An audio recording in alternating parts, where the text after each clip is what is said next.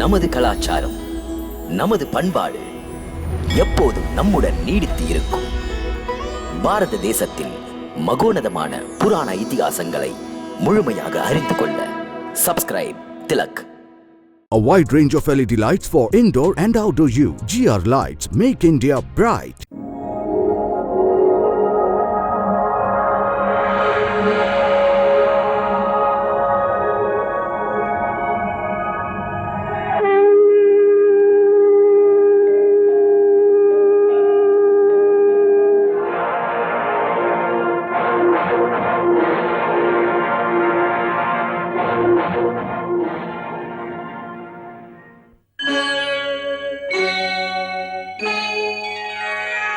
Krishna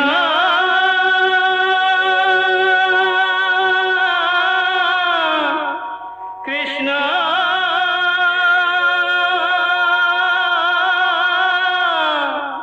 Hare Krishna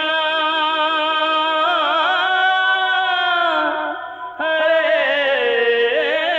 Hare.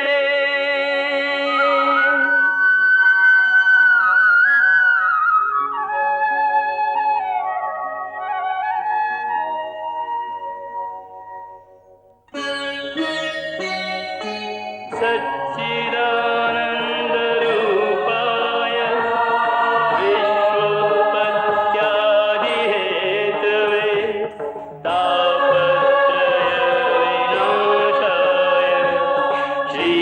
श्रीकृष्णाय वयं नमः.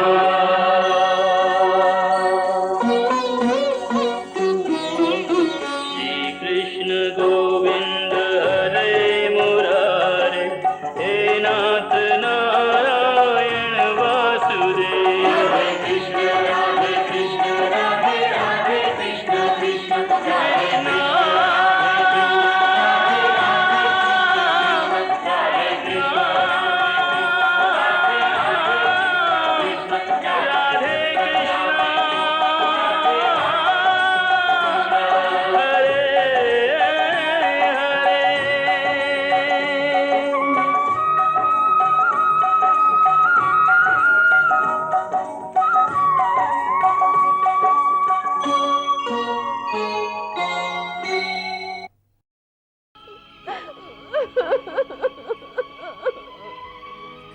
நாங்கள் நிறைய தவறுகள் செய்திருக்கிறோம் பிதாமகரே.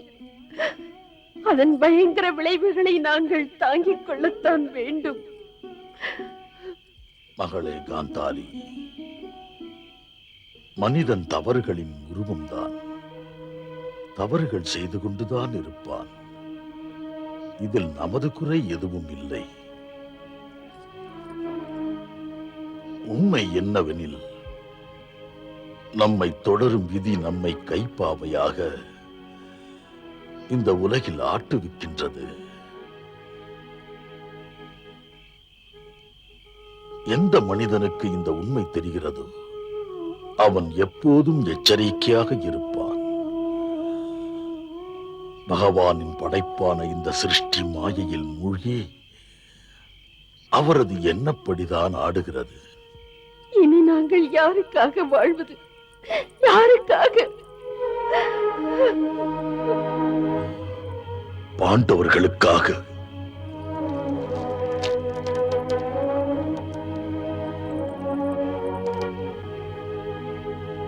திருதராஷ்டிரா, காந்தாரி, பாண்டவர்கள் உங்களை தங்கள் மாதா பிதாவாக ஏற்றுக்கொண்டார்கள்.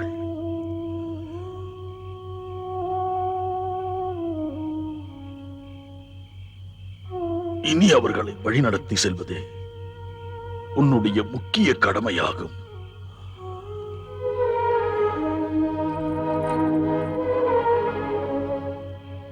என்று கண்ட காட்சி, நீ யுதிஷ்டருடன் சேர்ந்து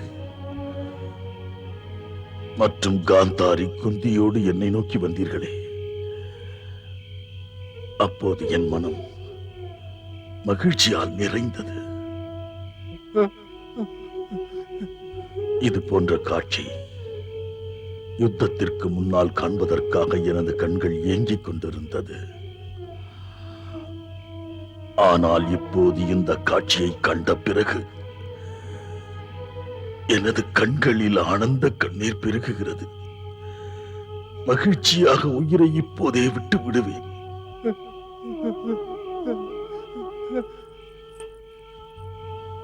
நீயும் கடவுளை மனதார வழிபடு. உனது பாவங்களை போக்கிக் கொள். கடவுளை வணங்குவதால் உனது மனம் பற்றற்ற தன்மையை அடைந்துவிடும். பிறகு உனது மனதிற்கு மோகத்தில் இருந்து விடுதலை கிடைக்கும். அதன் பிறகு உனது மனதிலே அமைதி என்னும் தெய்வீக அருள் மட்டும் நிறைந்திருக்கும். ஆம், தாம் சரியாக சொன்னீர்கள் பிதாமகரே. துன்பப்படும் ஆத்மாக்கள், உடைந்து போன இதயங்கள் மற்றும் ஆதரவற்ற உயிரினங்களுக்கு ஒரே ஒரு ஆதரவு பகவான் மட்டும்தான் இருக்கிறார். பகவான் மட்டுமே இருக்கிறார். வருகிறேன் பிதாமகரே, வருகிறேன்.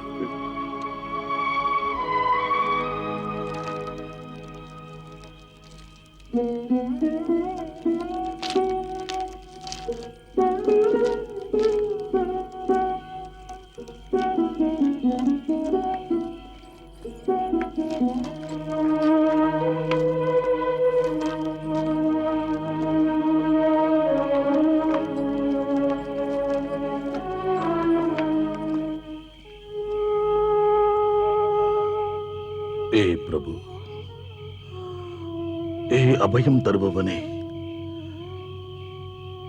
குருகுலத்தின் இந்த மூழ்கிவிட்ட கப்பலை தாம் தான் காப்பாற்ற வேண்டும். உயிர் கொடுக்க வேண்டும்.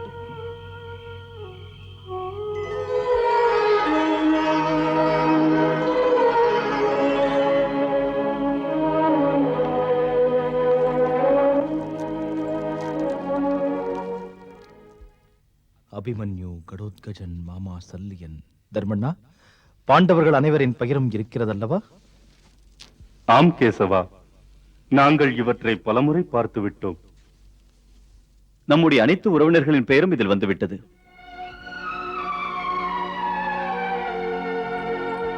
மகாராணி, தம்முடைய எண்ணப்படி வீர மரணம் அடைந்துவிட்ட வீரர்கள் அடங்கிய எண்ணிக்கையிலே பாண்டவர்கள் யாராவது அல்லது சகோதரர் உறவினர் பெயர் விடுபடவில்லையே? ஏன் கேட்கிறேன் என்றால், அவர்களுக்கு இறுதி அஞ்சலி செலுத்தாவிட்டால் பாவம் அவரின் இறுதி சடங்குகளும் நடைபெறாமல் போகும். இறுதி அஞ்சலி செலுத்தாவிடில் மரணமடைந்தவரின் ஆத்மா அமைதியின்றி தவிக்கும். ஆம் மகாராணி, தாம் ஏதாவது சொல்ல நினைக்கிறீர்களா? இல்லை. இந்தாருங்கள் தர்மண்ணா, பாண்டவர்களின் உறவினர்களில் ஒருவரும் விடுபடவில்லை. அனைவருக்கும் இறுதி அஞ்சலி கிடைக்கும். மதுசூதனா, சொல்லுங்கள் அத்தை.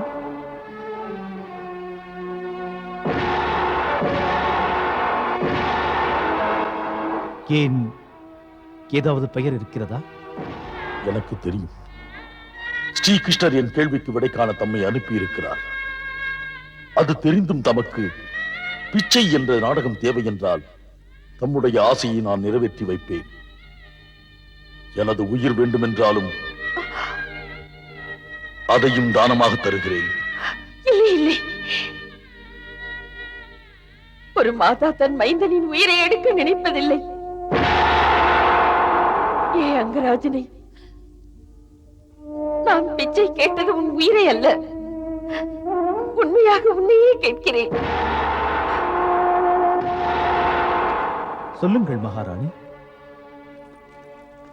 ஒருவேளை யார் பெயராவது விடுபட்டிருக்கலாம். எந்த பாண்டவருக்கு இறுதி அஞ்சலி செலுத்த? இறுதி அஞ்சலியை நமது உறவினர் உடன் பிறந்தவருக்கு செய்ய வேண்டும்.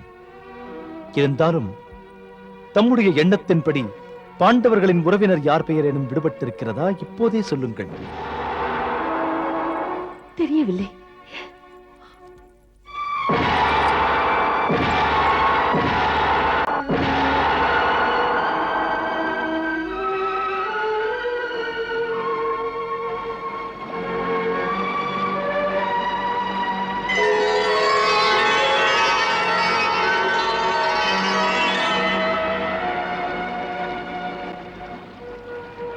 மாதா, யார்?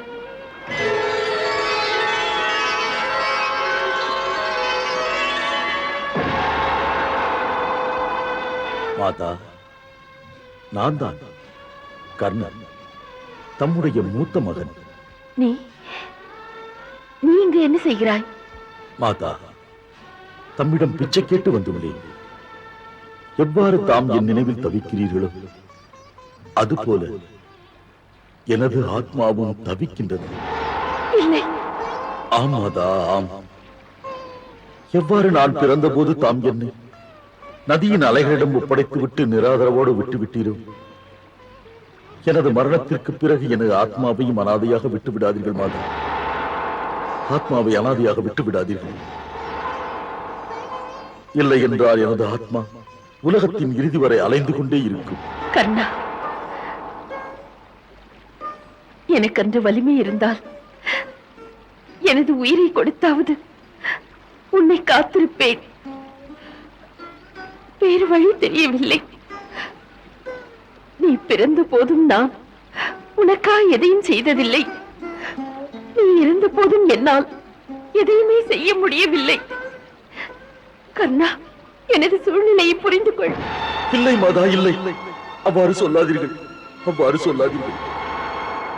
தமக்கே தெரியுமே, இப்போது எனது ஆத்மாவிற்கு இறுதி அஞ்சலி செலுத்தப்படவில்லை என்றால் பிறகு எனது ஆத்மாவிற்கு முக்தி கிடைப்பதே இல்லை. மாதா அவர்களே, நான் உயிருடன் இருந்த வரையிலே தாம் என்றுமே என்னை தமது மைந்தனாக ஏற்கவில்லை. இப்போது சமயம் வரும்போது தாம் என்னை நிராதரவாக விட்டு விடாதீர்கள். என்னை நிராதரவாக விட்டு விடாதீர்கள். பாண்டவருக்கு சொல்லிவிடுங்கள், நான் தான் முதல் பாண்டவர் என்று, நான் அவர்களின் சகோதரன் என்று.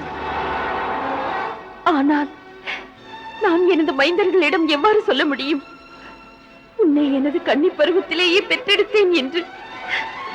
எனது வேதனையை புரிந்து கொள் மைந்தா. தெரிகிறது மாதா அவர்களே, தெரிகிறது. நான் என் சகோதரர்களுக்காக எனது உயிரை தியாகம் செய்தேன். தாம் விரும்பினால் என்று தம்மால் இயலவில்லை என்றால் எனது ஆத்மா ஜன்ம ஜன்மங்களாக அலைய வேண்டும் என்றால் நான் எந்த தியாகத்தையும் செய்து விடுகிறேன் மாதா.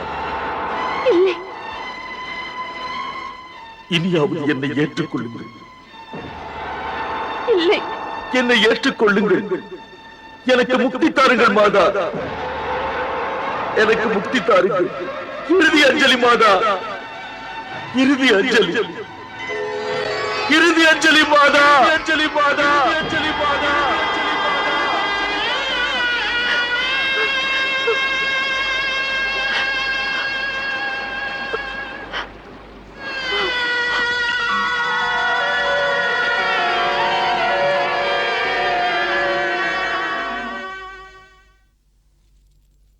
மதுசூதனா, மதுசூதனா.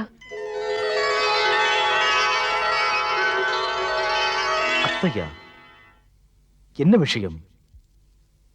ஏன் கவலையாக இருக்கிறீர்கள்? அவன் ஆத்மா அமைதியின்றி இருக்கிறது. அவன் தவித்துக் கொண்டிருக்கிறான். என் கர்ணன் தவித்துக் கொண்டிருக்கிறான். அவனை நதிக்கரையில் கண்டு என்னிடம் இறுதி அஞ்சலி செலுத்தும்படி கேட்டான்.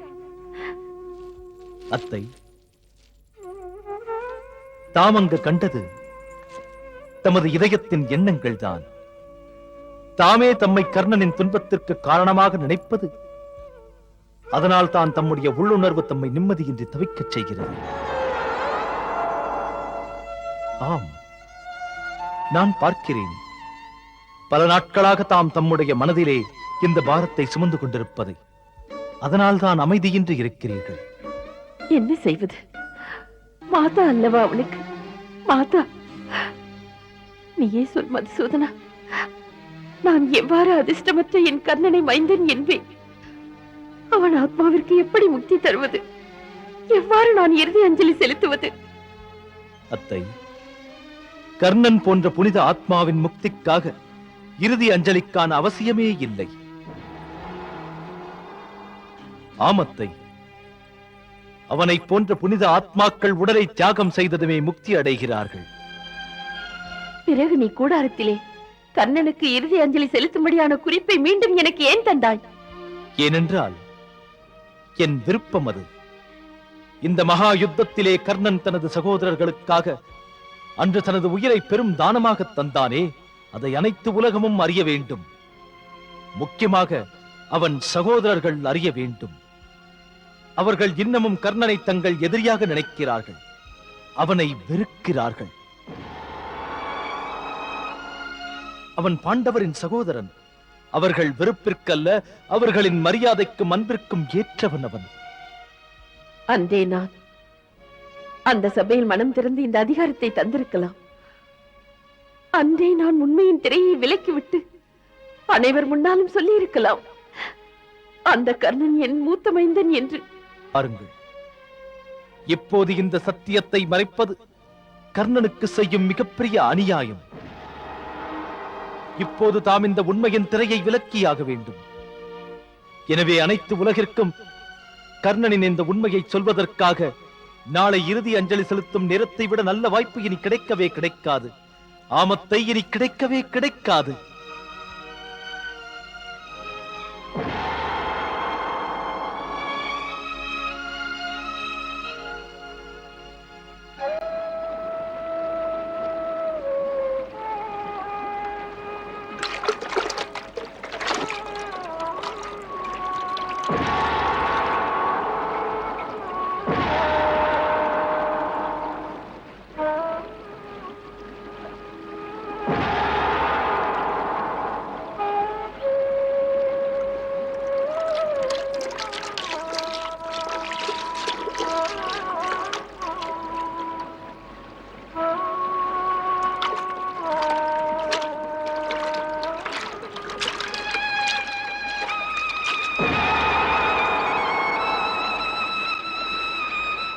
இரு யுதிஷ்டரா,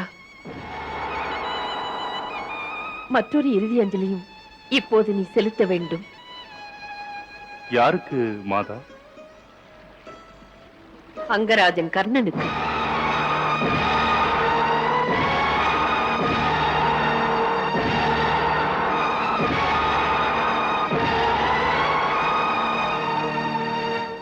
ஆம், நீ அங்கராஜன் கர்ணனுக்கும் கூட இறுதி அஞ்சலி செலுத்த வேண்டும்.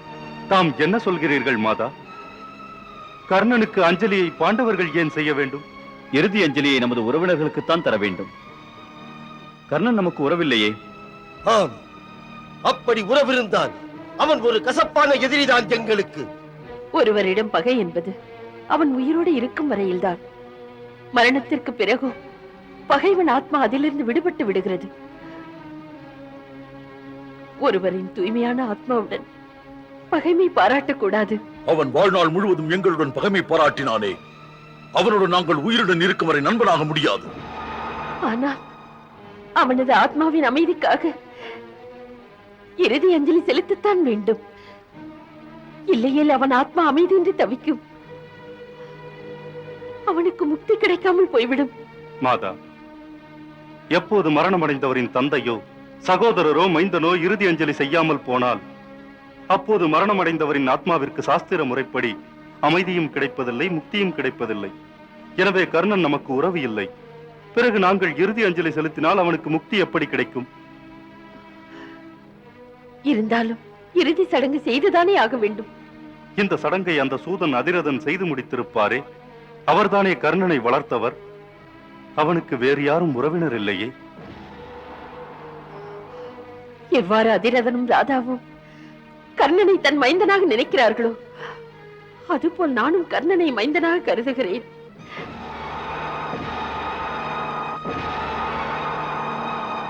அதனால் பாண்டவர்கள் அவனுக்கு இறுதி அஞ்சலி செலுத்தத்தான் வேண்டும். ஆனால் மாதா, அவன் நம்முடைய எதிரி அல்லவா? அவனைத்தான் தம்முடைய மகனாக எவ்வாறு ஏற்பீர்கள்?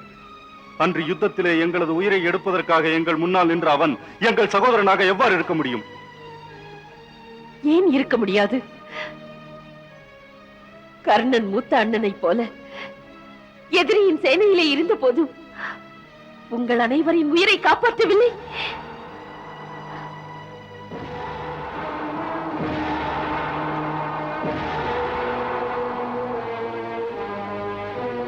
நீங்கள் அன்று நடந்ததை மறந்து விட்டீர்கள். ஆனால் எனக்கு அனைத்து விஷயமும் நினைவிருக்கிறது. யாராவது சொல்லுங்கள். பேசு சகாதேவா. ஏன் கர்ணன் அன்று உனக்கு உயிர்தானம் அளிக்கவில்லை?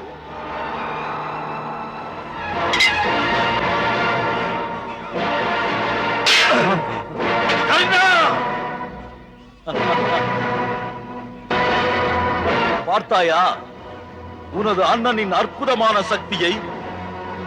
மெதுவாக இவ்விடத்தை விட்டு சென்று விடு. என் ஆணையை நிறைவேற்று. ஓ, போய் சொல். தன்னைத்தானே பெரிய வில்வித்தைக்காரன் என்று நினைத்துக் கொண்டிருக்கும் அர்ஜுனிடம் சொல், கர்ணன் உன்னுடன் யுத்தம் செய்ய விரும்புகிறான் என்று.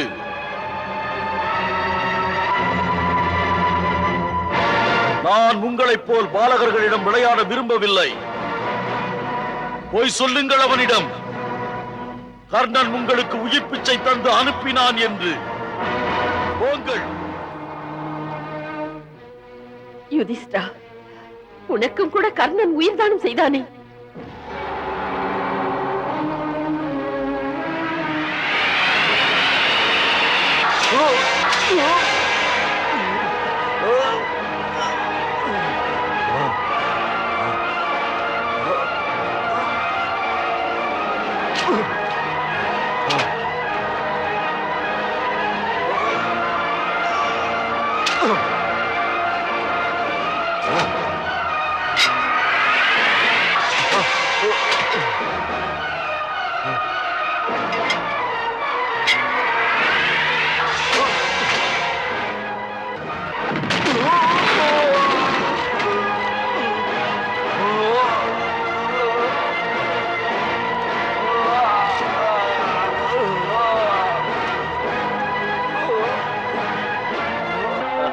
சபாஷ் யுதிஷ்டரரே, நான் தான் முன்பே சொன்னேனே, யுத்தம் செய்வது உங்களுடைய வேலை அல்ல என்று.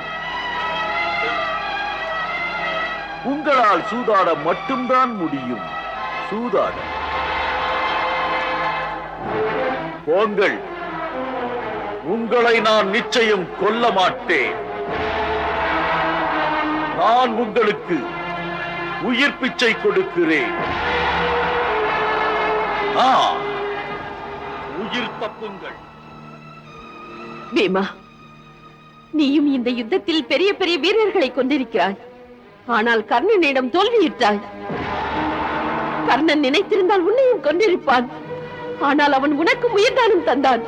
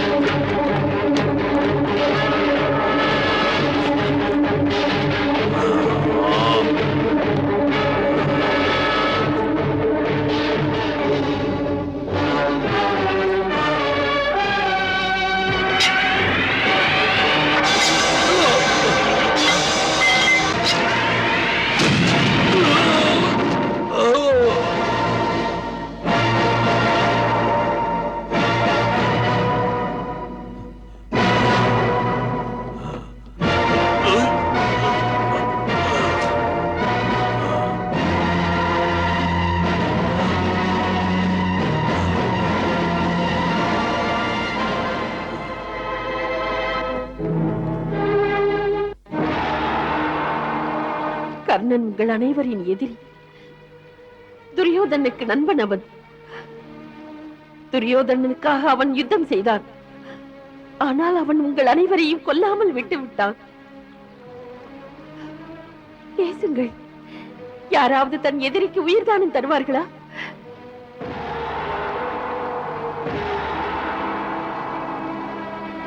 பிறகு நீங்கள் அனைவரும் கர்ணனை உங்கள் எதிரியாக நினைக்கிறீர்கள்.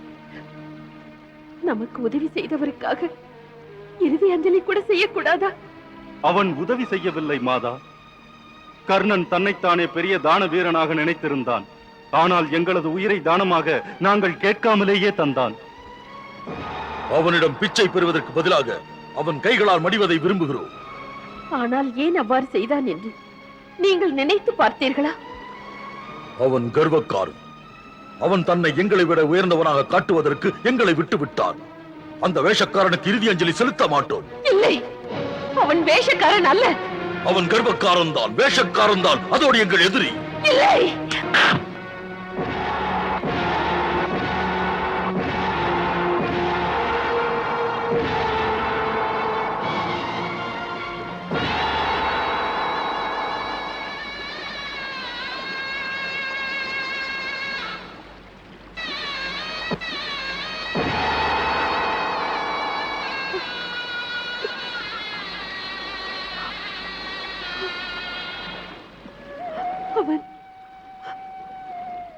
அவன் உங்கள் அனைவருக்கும் சகோதரர். இல்லை,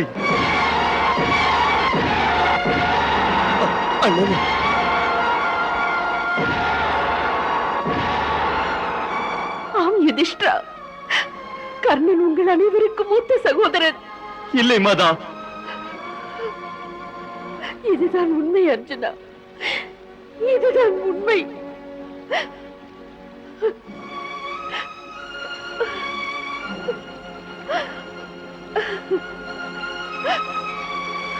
ஆனால் இது எவ்வாறு உண்மையாகும் மாதா? மதுசூதனா,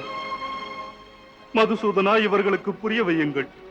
மாதாவிற்கு என்னவாயிற்று என்று புரியவில்லை. இவர்கள் என்ன பேசுகிறார்கள்? ஆனால் இது எவ்வாறு உண்மையாகும் மதுசூதனா?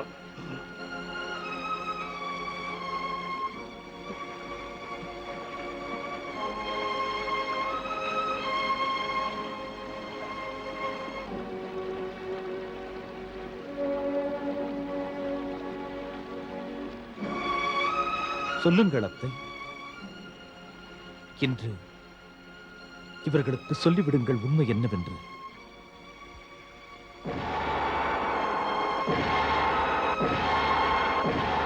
இப்போது இந்த உண்மையை இனி மறைக்கவும் இயலாது, மறைக்கவும் கூடாது. சொல்லுங்கள் அத்தை.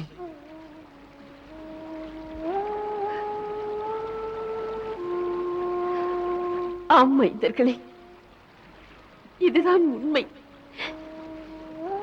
என் அதிர்ஷ்டமற்ற கர்ணன் குந்தி மகன்தான், மூத்த பாண்டவன் தான்.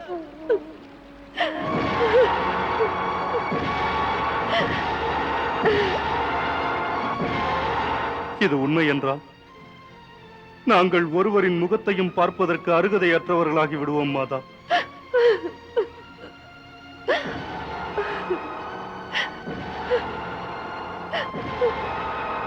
எந்த உலகத்தின் கௌரவத்திற்காக தாங்கள் தலை குனிகிறீர்களோ, தாங்கள் அனைவரும் தங்கள் முகத்தை மூடிக்கொள்கிறீர்களோ, அதே காரணத்திற்காகத்தான் அத்தையும் அந்த ரகசியத்தை கர்ணன் பிறந்ததிலிருந்து மறைத்து வைத்திருந்தாள்.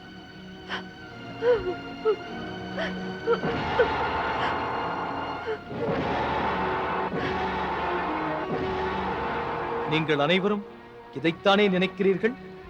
அத்தை என்று கன்னி பருவத்திலேயே கர்ணனை பெற்றெடுத்தாள் என்று. இதுதான் உண்மை. ஆனால் தாங்கள் எதை பற்றி நினைத்துக் கொண்டு தலை குனிகிறீர்களோ அது உண்மை அல்ல. இதிலே அவமானத்தால் தலை குனிவதற்கு எந்த அவசியமும் இல்லை.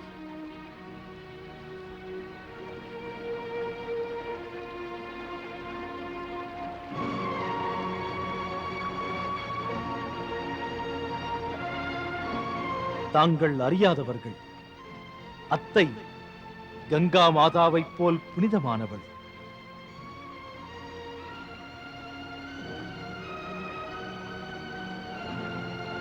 இங்கே நான் அத்தையின் தலைப்பின் மேல் ஆணையிட்டு அவரின் புனிதத் தன்மைக்கு உறுதிமொழி கூறுகின்றேன். அட, இந்த சேலை தலைப்பை ரிஷிகள், முனிவர்கள், தேவர்கள் தலை வணங்கி அந்த ஈஸ்வரனை வணங்குவது போல் வணங்குவார்கள். ஆனால் நீங்கள் அனைவரும் தலை குனிந்து உங்கள் அன்னையை அவமானப்படுத்துகின்றீர்களே.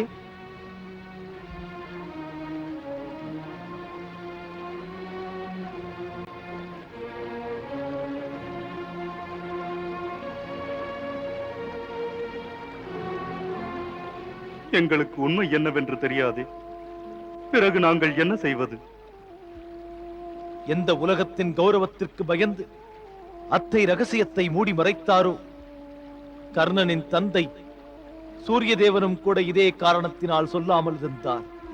அந்த ரகசியத்தை அத்தை தமது மைந்தருக்கு எவ்வாறு சொல்லுவார்? நினைத்துப் பாருங்கள். நீங்கள் அனைவரும் கர்ணனின் கையால் மடிவதை தடுப்பதற்காக வேறு வழியின்றி இந்த ரகசியத்தை கர்ணனுக்கு அத்தை எவ்வாறு சொல்லி இருப்பார் என்று. என்ன, கர்ணனுக்கு இந்த ரகசியம் பற்றி தெரியுமா? கர்ணன் சேனாதிபதி பதவி ஏற்றதும் இந்த ரகசியத்தை அத்தை அவனிடம் தானே சென்று சொன்னார்.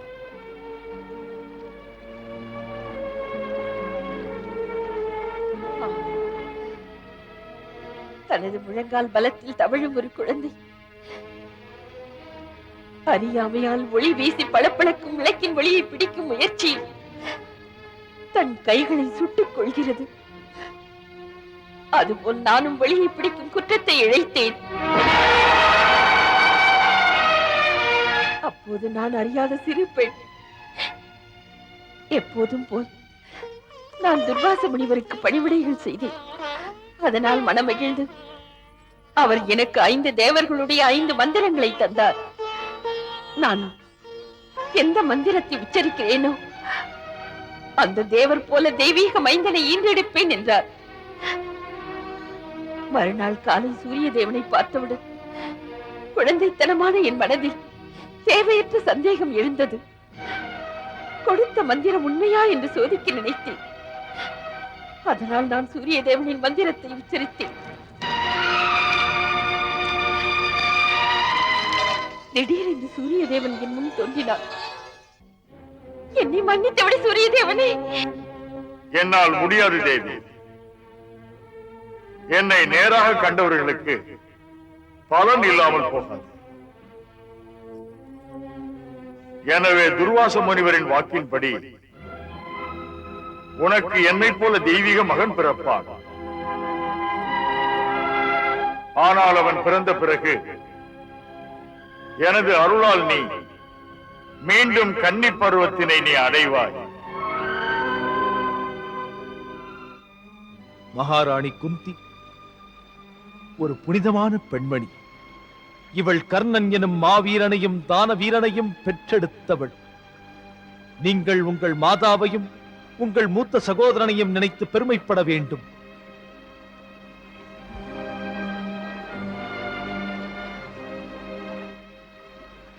கேசவா, உனக்கு முதலிலேயே அனைத்தும் தெரிந்திருக்கிறது. பிறகு நீ எங்களுக்கு ஏன் சொல்லவில்லை? அப்படி நீ சொல்லி இருந்தால் எங்கள் கைகளாலேயே எங்கள் சகோதரனை கொன்ற அதர்மம் நடந்திருக்காதே. ஹே பார்த்தா, இந்த விஷயத்தை பற்றி சொல்வதற்கான அதிகாரம் குந்தியத்தைக்கே உண்டு. பிறகு இதை அத்தையே சொல்லாமல் மறைத்திடும் போது நான் எவ்வாறு சொல்ல முடியும்? வாருங்கள், தங்கள் மாதாவிடம் ஆசீர்வாதம் பெற்றுக் கொள்ளுங்கள். உங்கள் மூத்த சகோதரனுக்கு இறுதி அஞ்சலி செலுத்துங்கள். வாருங்கள். மாதா, நாங்கள் அறியாமல் தம்மை தவறாக நினைத்துக் கொண்டோம். நாங்கள் தெரியாமல் செய்த தவறை மன்னித்து விடுங்கள்.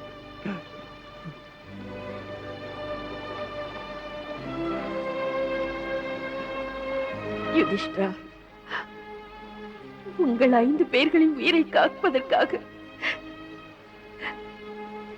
நான் என் கர்ணனை பலியாக்கி விட்டேன். இப்போது அவனுக்கு இறுதி அஞ்சலி தந்து அவன் ஆத்மாவிற்கு முக்தி தந்துவிடும். அவன் ஆத்மா இறுதி அஞ்சலிக்காக ஏங்குகிறது. தங்கள் ஆணைப்படியே மாதா, தங்கள் ஆணைப்படியே.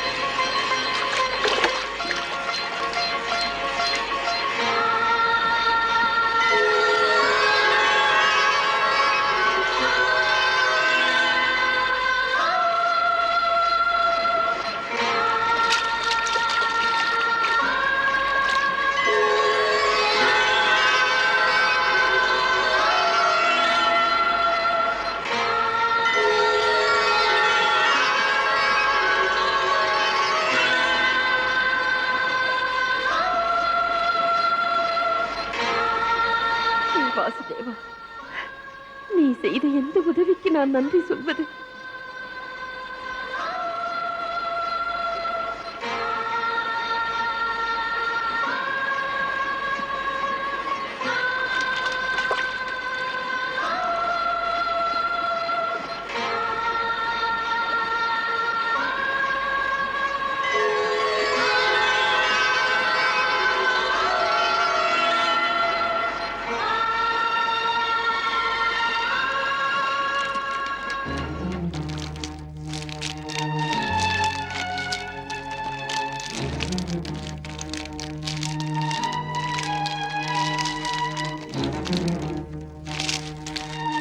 என்ன ஆயிற்று தர்மண்ணா?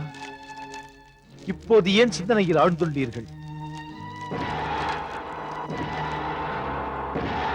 அன்று தாம் இழந்த ராஜ்ய பதவி, அன்று இழந்த மரியாதை, இந்த யுத்தத்தை வென்ற பிறகு அனைத்தும் தம்முடைய பாதங்களிலே கிடக்கிறது. இப்போதும் தாம் தலை குனிந்து நிற்கிறீர்களே.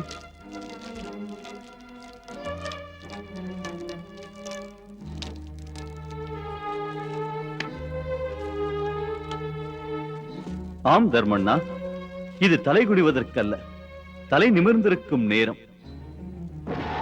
இனி நாம் பெருமையோடு அந்த அஸ்தினாபுரத்திற்குள் நுழைய வேண்டும்.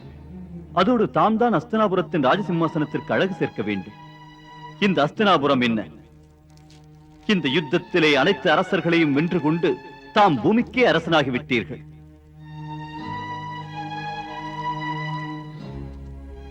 ஆம் தர்மண்ணா, நாம் நமது அதிகாரத்தை கௌரவரிடமிருந்து பறித்துக் கொண்டோம்.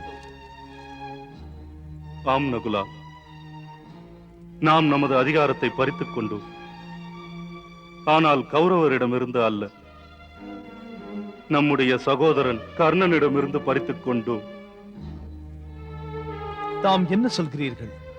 சரியாகத்தான் சொல்கிறேன் கேசவா. நாம் எந்த ராஜ சிம்மாசனம், எந்த அதிகாரத்திற்காக யுத்தம் செய்தோமோ அதன் மீது நமது சகோதரர் கர்ணனுக்கே அதிகாரம் இருந்தது. ஏனெனில் ராஜ சிம்மாசனத்திலே அமர்வதற்கான அதிகாரம் அந்த மூத்த சகோதரனுக்கே உரியது. ஆனால் நாம் இந்த ராஜ சிம்மாசனத்திற்காக நமது கைகளாலேயே நமது சகோதரனை கொன்று விட்டோம். எனக்கு வேண்டாம் இந்த ராஜ சிம்மாசனம். இது எனது சகோதரனின் ரத்தத்தால் நனைந்திருக்கிறது. என்னால் இதன் மீது என்றுமே அமர முடியாது. நிச்சயமாக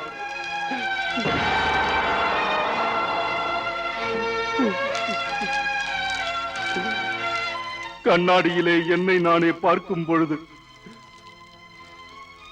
எனக்கு எனது உருவத்தின் மீதே வெறுப்பு வருகிறது. வெறுப்பு வருகிறது எனக்கு எனது உருவத்தை கண்டு. என் ஆத்மாவே எனது குற்றத்தை எதிர்த்து என் மீதே குற்றம் சுமத்துகிறது. நீ பதவிக்கான பேராசைக்காரன். உனது சகோதரனையே கொன்றவன் நீ. நீ உனது சுயநலத்திற்காக உனது குலத்தையே அழித்து விட்டாய். குலத்தை நாசமாக்கியவன் நீ என்று.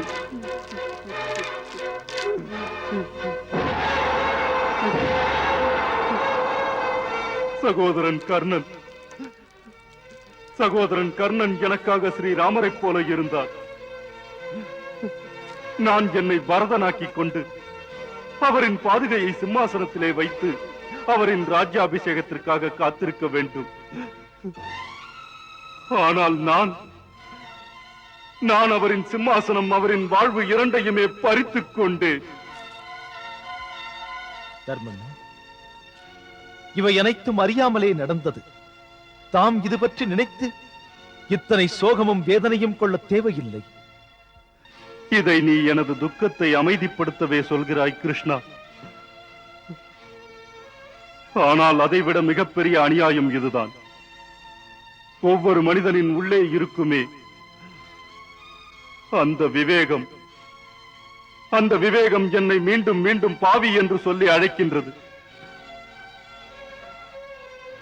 மானமும் அவமானமும் அதர்மம் மற்றும் தர்மத்தின் இந்த யுத்தத்திலே எனது காரணத்தினால் எண்ணற்ற வீரர்கள் மடிந்தார்களே கிருஷ்ணா. தர்மண்ணா, தாம் எந்த விதமான பாவமும் செய்யவில்லை. மாறாக அந்த சத்திரிய தர்மத்தை கடைபிடித்தீர்கள். எனவே தாம் இந்த யுத்தத்தின் மூலம் வெற்றி பெற்ற அந்த ராஜ சிம்மாசனத்திலே பெருமையோடு அமர வேண்டும். தர்மண்ணா, அர்ஜுனன் சரியாக சொல்கிறான். இல்லை கிருஷ்ணா, இந்த சிம்மாசனத்திலே லட்சக்கணக்கான பிணங்கள் இருக்கும்போது அதன் மீது எவ்வாறு என்னால் அமர முடியும்? இதை விட சிறந்தது நான் பிச்சை எடுத்தே எனது வாழ்க்கையை போக்குவேன். சந்நியாசம் பெற்றுக்கொண்டு வனத்திற்கு சென்று விடுகிறேன். அந்த வனத்திற்கு திரும்ப வேண்டும் என்றால் 13 வருட வனவாசத்திற்கு பிறகு திரும்ப ஏன் வர வேண்டும்? பீமசேனா, வனத்திலேயே இருந்திருக்கலாம் நாம். ஆம் தர்மண்ணா, இந்த யுத்தத்திலே வீர மரணம் அடைந்த எண்ணற்ற வீரர்களிலே பலர் தங்களை இந்த ராஜ சிம்மாசனத்திலே பார்ப்பதற்காக யுத்தம் செய்தனர். எனவே தாம் அவர்களின் உயிர் தானத்தை வீணாக்கி விட்டால் பிறகு அவர்களின் ஆத்மாவிற்கு என்ன பதில் தருவீர்கள்? நான் அவர்கள் அனைவரிடமும் மன்னிப்பு கேட்பேன் கிருஷ்ணா. ஆனால் இந்த வலிமையான விவேகத்திற்கு என்ன பதில் சொல்வேன்? அது என்னை மீண்டும் மீண்டும் பாவி என்று அழைக்கின்றதே. விவேகம், விவேகம், விவேகம். எங்கே விவேகம்? இந்த விவேகம் அன்று எங்கே இருந்தது? தாம் சூதாட்டத்திலே பணயமாக அஸ்தினாபுரத்தை வைத்தீர்களே பீமா, இந்த விவேகம் அன்று உறங்கிவிட்டதா? தாம் அன்று திரௌபதியை பணயமாக வைத்த போது பீமா, என்னை பாருங்கள் தர்மண்ணா, எனக்குள் ஒரு விவேகம் உண்டு. சூதாட்டத்திலே திரௌபதியை பணயமாக வைத்த போது அது துடிதுடித்தது. அந்த துடிப்பிலே நான் அந்த பதவி வெறியின் இருளில் மூழ்கி கிடந்த அந்த 100 குருட்டு மைந்தர்களை எனது கைகளினால் பரலோகம் அனுப்பி வைத்தேன். என் விவேகம் இதற்காக என்னை தலைகுனிய செய்யவில்லை. தாம் கண்ணாடி பார்த்து தமது முகத்தை மூடுகிறீர்கள். ஆனால் நான் கண்ணாடியை பார்க்கும் போது அப்போது கர்ப்பத்தினால் எனது தலை நிமிர்கிறது. நான் அந்த அதர்மவாதிகளை நரகத்திற்கு அனுப்பிவிட்டேன் என்று. தர்மண்ணா, இந்த வேதனை வருத்தத்தை விட்டுவிடுங்கள். தாம் தானே சொன்னீர்கள் இந்த மகா யுத்தம் சத்தியம், தர்மம், நியாயம் மற்றும் நேர்மையை வெளிப்படுத்துவதற்காக செய்யப்படுகிறது என்று. அதோடு நாம் அனைவரும் இணைந்து இந்த கடமையை சிறப்பாக நிறைவேற்றினோம். ஆம் தர்மண்ணா, இந்த யுத்தத்தை வென்றதால் தாம் இன்று அசத்தியம், தீய செயல், அநியாயம், அதர்மத்திற்கு ஒரு மாபெரும் முடிவை தந்தீர்கள். இனி தாம் இவர்களுக்கு புதிய யுகத்தை, புதிய ஆட்சியை இனிதாக தொடங்க வேண்டும். அங்கே என்றுமே நன்மைகள், சத்திய நியாயத்தின் அரசாட்சிதான். தர்மண்ணா, தாம் தான் தர்மத்தை நிலை பெறச் செய்ய வேண்டும்.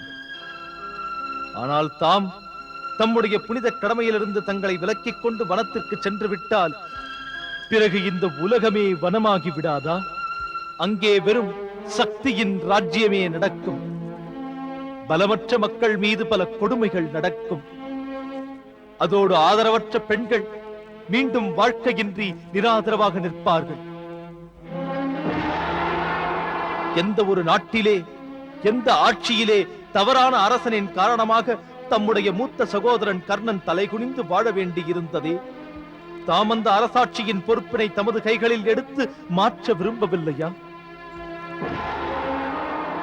தர்மண்ணா, இத்தனை பயங்கரமான யுத்தத்தை பார்த்த பிறகு மனம் வருத்தப்படுவது சகஜம்தான். இப்போது இந்த சூழ்நிலையிலே எவன் தனது மனதின் சஞ்சலத்தை நீங்க அனுமதிக்கவில்லையோ அவனை உயர்ந்த மனிதன் என்கிறார்கள். தமக்கு முன்னால் தமது மூத்த சகோதரன் கர்ணனின் வாழ்க்கை இருக்கிறது. அவனும் ஒரு உயர்ந்த மனிதன்தான். கர்ணனின் வாழ்க்கையை ஸ்ரீராமனின் பாதுகையாக ஏற்றுக்கொண்டு அவனுக்காக ராஜசிம்மாசனத்தை ஏற்றுக்கொள்ளுங்கள்.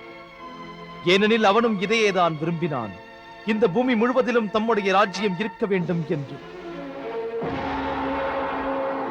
அதனால் தான் அவன் தனது உயிரை தியாகம் செய்தான். ஏன் தாம் அவனின் இறுதி ஆசையை நிறைவேற்ற மாட்டீர்களா? இல்லை தாம் அவனின் உயிர் தானத்தை வீணாக்குகிறீர்களா? எனவே தாம் தமது கடமையிலிருந்து விலகிவிடாதீர்கள். அஸ்தினாபுரத்தின் ராஜ சிம்மாசனம் தமக்காக எதிர்பார்த்திருக்கிறது. அதை ஏற்றுக்கொண்டு அதை மதிப்படையச் செய்யுங்கள். கர்ணனின் உயிர் தானத்திற்காக இதுவே மிகப்பெரிய இறுதி அஞ்சலியாகும்.